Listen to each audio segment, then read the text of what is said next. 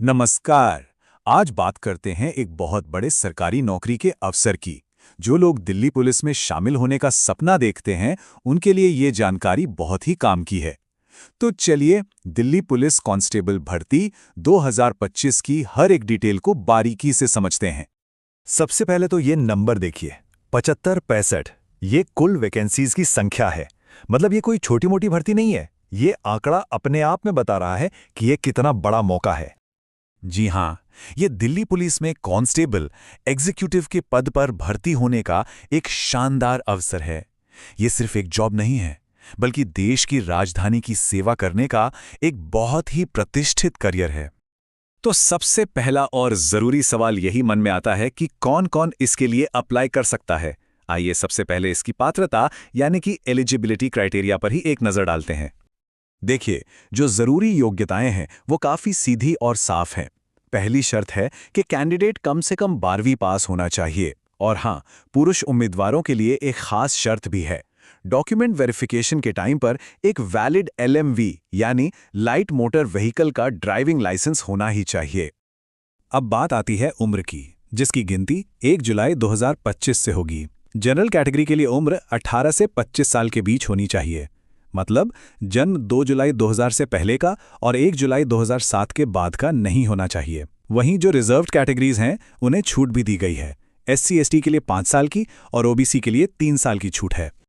अच्छा, अगर कोई एलिजिबल है, तो फिर अगला स्टेप क्या होगा? अब समझना होगा इसका सिलेक्शन प्रोसेस। इसमें मुख्य तौर पर 2 बड़े पड़ाव हैं जिन्हें पार करना बेहद जरूरी है।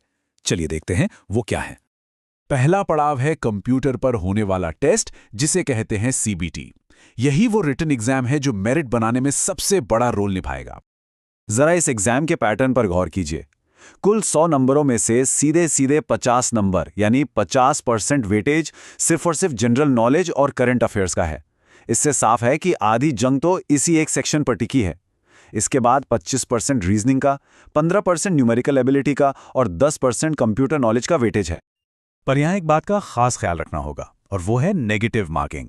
हर एक गलत जवाब पर 0.25 नंबर कट जाएंगे।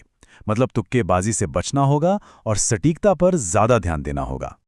जो भी उम्मीदवार CBT क्लियर कर लेंगे, उन्हें बुलाया जाएगा दूसरे और आखिरी पड़ाव के लिए। यह है फिजिकल एफिशिएंसी और मेजरमेंट टेस्ट, यानी कि फिजिकल टेस्ट। फिजिकल टेस्ट की शुरुआत होती है हाइट के नाप से।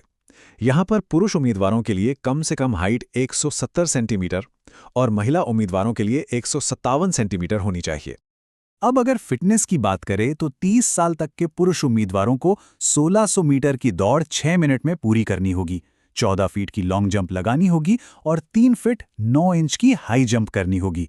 वहीं महिला उम्मीदवारों के लिए यही दौड़ 8 मिनट में, लॉन्ग जंप 10 फीट और हाई जंप 3 फीट रखी गई है।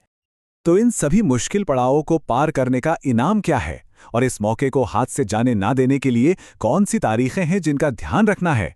चलिए अब इस पर एक नजर डालते हैं। ये जॉब लेवल 3 पे स्केल के तहत आती है, जो कि 21,700 से 69,100 रुपए के बीच होता है। मतलब एक बहुत अच्छी शुरुआती सैलरी है जो समय के साथ बढ़ती जाएगी। एप्लीकेशन फीस की बात करें तो जनरल, OBC और EWS उम्मीदवारों के लिए ये सिर्फ 100 रुपये है।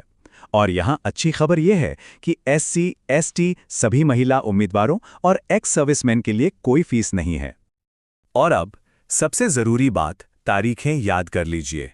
एप्लीकेशन 22 सितंबर 2025 से शुरू होंगी और 21 अक्टूबर 2025 को बंद हो जाएंगी। और एग्जाम दिसंबर 2025 या जनवरी 2026 में होने की उम्मीद है। यानी तैयारी के लिए समय बहुत ज्यादा नहीं है। तो ये था इस भर्ती का पूरा लेखा जोखा, योग्यता से लेकर परीक्षा और सैलरी तक। सारी जानकारी अब सामने है। आखिर में सवाल बस एक ही बचता है, क्या इस वर्दी को पहनने का जज्बा और तैयारी है? इसका जवाब तो मेहनत ही देगी।